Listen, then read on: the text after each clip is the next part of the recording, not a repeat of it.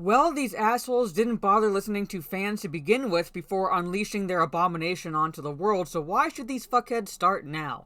Hello, this is Mara Jade, and I'm back with another video, and showrunners McKay and Payne have made it clear that they will not be addressing any fan feedback for Rings of Power Season 2, which doesn't exactly jive with what they claimed from last Friday. And before I go into what they claimed last Friday, let's just dive right into this article so we can get a gauge of their reasoning for not taking anything into account leading into Season 2. So, without further ado, here we are.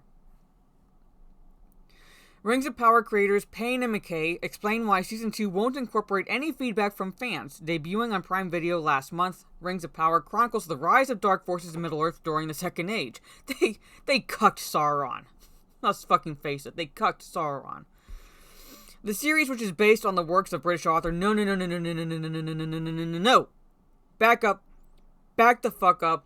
Not based on the works of British author J.R.R. Tolkien. No, it is not, because they only have the rights to the appendices. The appendices are not the fucking works. The actual works are the Silmarillion, Unfinished Tales, History of Middle-earth, and so forth. Those are the actual works. I don't know why they keep peddling this bullshit, but again, the showrunners and Amazon only have the rights to Third Age materials like The Hobbit and Lord of the Rings, and the appendices which are found within the Lord of the Rings. That's fucking it. So stop. Stop trying to gaslight people, Screen Rant. Showrunners already do enough as it is. So stop it. It's set thousands of years before the events of Peter Jackson's acclaimed Lord of the Rings movies. We don't even fucking know when this series is set because the timeline is all over the place. As I pointed out during my spoiler breakdown streams, we have events happening several hundred years before the Rings of Power are actually created, and then you have events happening nearly 2,000 years after the Rings of Power are created, happening before the Rings of Power are created. It's all over the fucking place. So don't say that it's set thousands of years before the events of the Third Age when we don't even fucking know when the events of Rings of Power are supposedly taking place. Don't, at all, try peddling the fucking bullshit of it being at all adapted from any works by Tolkien. Widely considered to be one of the most expensive TV shows ever made, and it's most likely going to be one of the most expensive bombs. Alright? Rings of Power season consists of 8 episodes, with Season 2 already in production in the UK, and according to an article that I will pull up after going into the second one a little bit, the second season will also be 8 episodes, meaning like, hour long roughly each. So yay, 8 more hours of my life fucking in that little hell on Earth.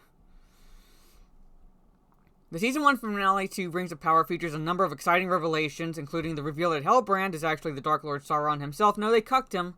They cucked him. Everyone was calling it. Everyone was fucking calling it pretty much from the beginning that he was going to be Sauron, based on clues. And I use clues, which are more like mystery boxes, those fucking mystery boxes, because these showrunners used to work for Jar Jar Abrams. We people were calling it from early on in the season. We fucking knew. But then they pretty much turned Sauron into an incel for Galadriel. So it wasn't a stunning reveal or exciting revelation or anything like that. Nothing like that. It was bullshit. Not only that, but it was also revealed that the stranger is an Istar, which I fucking called it from the beginning as well. I was like, I'm betting it's going to be not Gandalf. I've been calling him not Gandalf since the beginning, pretty much, of the season. I called him not Gandalf. I fucking called it. The same race as wizards like Gandalf and Saruman, which would again be breaking lore. Because the Istari did not enter Middle-earth until the Third Age. Until the Third Age.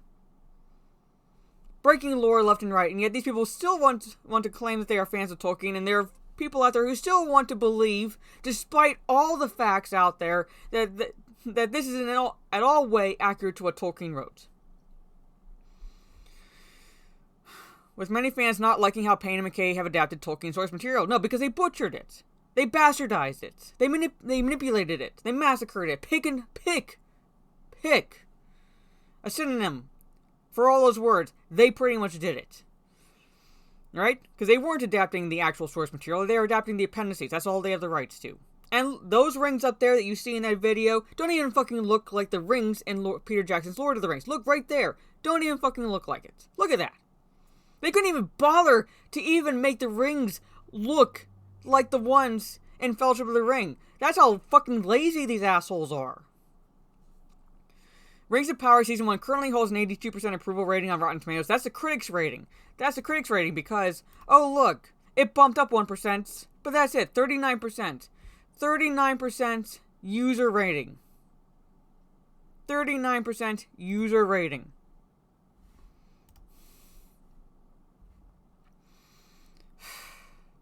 But some critics have pointed out that the show's pacing and narrative momentum has room for improvement. Again, it was all over the place. Tonally, timeline, what have you, all over the place. In a recent interview with Vulture, creators Payne and McKay discussed their approach to fan feedback heading into the Season 2 of Rings of Power. While acknowledging the Season 2 will incorporate many of their own learnings from making Season 1, fan feedback hasn't necessarily factored into their approach. Check out comments from Payne and McKay below. So from Payne, we're certainly listening to the critics and to our audiences. You didn't bother to fucking listen to the audience leading up to the premiere, or well before that during the filming, right? Right? You ever gonna acknowledge that? We don't want to give any one voice too much weight, but figure out what people are responding to in the aggregate. I don't know if I want to point to any specifics. McKay says, my immediate reaction to that question is no. Not that we aren't paying attention to that response the show is having. I don't know how you could shut it out, but the second season has been written for some time now, and the storytelling grows and goes in different directions. All over the fucking place. That is informed by what we learned on Season 1 on our own. Did you learn fucking anything? I don't think so. There are things that seem to really work and others that didn't work as well as we might have hoped. Really? The storytelling will be different next time, not because of the response to the show, but because of the experience of making the show for us. So, why Rings of Power Season 1 divided fans? While there have been many legitimate criticisms regarding Season 1, it can't be ignored that the Rings of Power was the subject of intense criticism before its first episode even aired. The decision to cast black actors in elf and Harfoot roles quickly sparked a racist backlash, which prompted a number of original Lord of the Rings actors to defend Rings of Power cast. Again, peddling this bullshit narrative. We were pointing out, one, you want to be accurate to the lore Tolkien wrote, which includes the physical descriptions for the characters you are supposedly adapting. And two, we also fucking pointed out that there are diverse races, even amongst the skin tones of the same race, like dwarves. There are dark-skinned dwarves. They're just not in Khazad-dûm. There's also Easterling, Haradrim, so forth. If they wanted fucking diversity, there it is. There it fucking is. But they banked, much like Jar Jar Abrams did with Force Awakens, banked on nostalgia, pure and simple, with mystery boxes. That's what they fucking banked on. If they were at all sure of themselves with this series, they would not have slapped Lord of the Rings on the title. They would not have. It would just be Rings of Power. But they put Lord of the Rings in the title because that's what's driving people to watch it, because people know Lord of the Rings, they know The Hobbit. So they banked on the nostalgia. And yet, in the same breath, claim that you can't, by the director of the first two episodes, bank on nostalgia. Outside of this non-constructive form of backlash, which they have yet to show receipts for, all the actors did was make claims and so forth, and they just ran with that bullshit narrative, but we were sitting back here going, okay, show the proof. Show the proof. Alright? In the age of social media and iPhones, Androids, where you can take screenshots and so forth, you could easily take a screenshot of whatever disparaging messages you're getting and post them.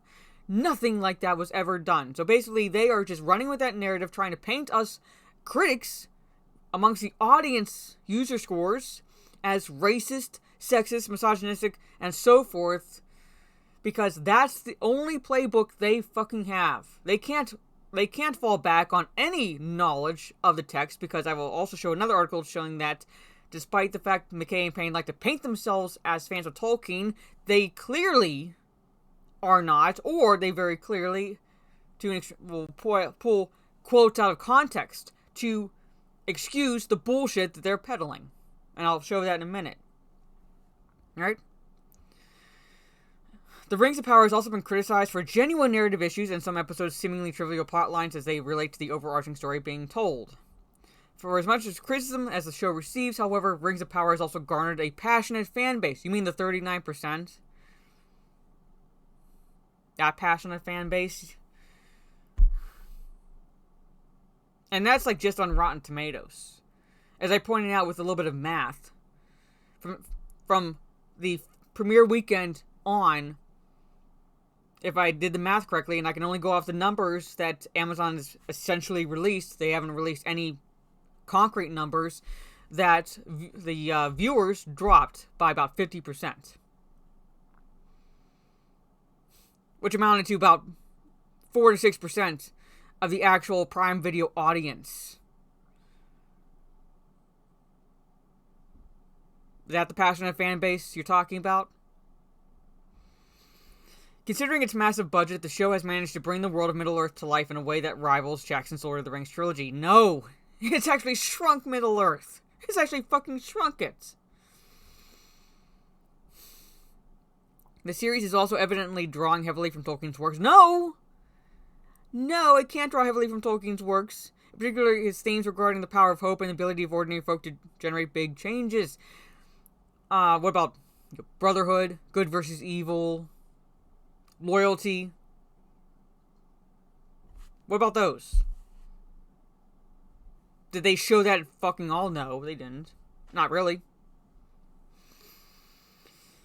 It remains to be seen how Lord of the Rings... Oh, fucking hell. Rings of Power, because it's not Lord of the Rings. Rings of Power will evolve in Season 2, but it's clear that McKay and Payne very much have their own plan that they're sticking to, okay? Well, they have their own plan that they're sticking to.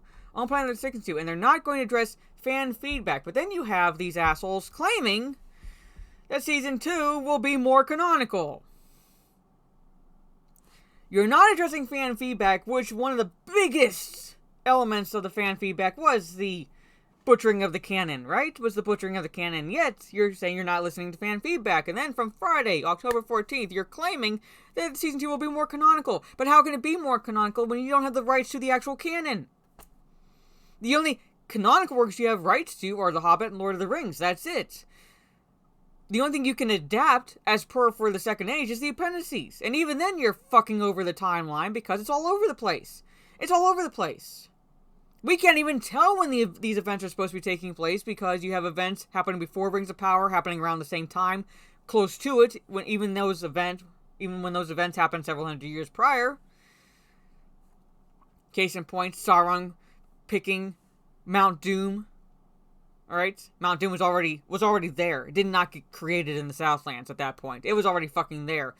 Where Sauron picked Mount Doom as a place where he was going to build his tower, Barad-dûr, in the year 1000. But then you have that event occurring about the time that the Rings of Power are starting to be created, which is about 1500 to 1590. So about 500 to 600 years before those events, you're having an event happening right at that juncture. And then you have events happening in Numenor, which take place nearly 2,000 years after the Rings of Power are created, with Ar-Pharazôn and so forth, and his bid for power, the usurping of the throne and so forth, happening now at the same time. So don't tell me that this is going to be more canonical when you don't even have the rights to the actual canon for the Second Age. Alright? Don't believe a damn word these showrunners say. Don't believe a damn word these showrunners claim, say, take it with a huge grain of salt, because we have this article here as well. Showrunner attempts to explain the disgraceful Sauron reveal. Okay? Attempts to explain the disgraceful Sauron reveal. They cucked Sauron, alright? They cucked him. Plain and simple. Made him an incel of sorts for Galadriel. But here, okay? Here's their claim. Okay? They pull a quote out of context from the Fellowship of the Ring. Okay? Right down here. Okay? So basically, spoiler alert, although people either don't care about watching the episode or they've watched it by now. Alright? But Sauron wanted to make Galadriel his queen, and she turned him down, basically. She friend-zoned Sauron, alright? So people were like, wait a minute, that doesn't make any sense. That would never fucking happen. So he explains this, alright? Right? McKay and Payne, whoever's speaking, explains this. One of the earliest ideas we had for the storyline came from the moment in Fellowship of the Ring when Galadriel is tempted by Frodo's offer of the ring. She talks about how well she knows and understands Sauron, and there's a quote where she says, "I know his mind and he gropes ever to know mine, but still the door is shut." Alright, so they're taking that to mean she clearly has a darkness, that turning down the ring is a test she feels she has to pass to finally go west. Not a darkness. She's a penitent. She's a penitent. She feels she has to pass that final test of refusing the One Ring before she feels she can pass over to Valinor. Right? Not that she has a darkness in her or anything like that, but because she wants to make sure she is worthy of actually making that voyage. But they're making this claim, and that darkness in her is linked with her feelings about Sauron. But yet, the actual quote right here that they are pulling out of context to excuse the bullshit narrative they are peddling in this series is that, right here, where Tolkien writes, "I know what it was that you last saw," she said, "for that is also in my mind." Alright? Peter Jackson actually took the words, pretty much. The actual Tolkien words. Alright? "For it is also in my mind. Do not be afraid, but do not think that only by singing amid the trees, nor even by the slender arrows of elven bows, is this land of Lothlorien maintained and defended against its enemy. I say to you, Frodo, that even as I speak to you, I perceive the Dark Lord and know his mind, or all of his mind that concerns the elves, and he gropes ever to see me and my thoughts, but still the door is closed." Alright? It's because, not because she has feelings for him or anything, but because she knows his mind. Even before she held a ring of power, she was able to read people. Read their minds, essentially. She was able to read people. She would not have at all had to interrogate Adar. She would be able to read him like a book. Alright?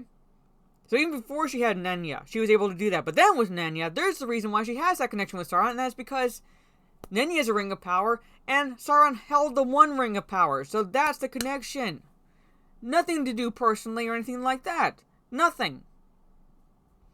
But they're pulling a quote out of context, and you have people still believing that these assholes are at all fans of Tolkien. But at any rate, what are your thoughts down in the comments below? I'm sorry for this long rant, but it required going a little bit into 3 articles because 1, they're making this claim, and then 2, they made a previous claim that doesn't jive with this claim, and then they're trying to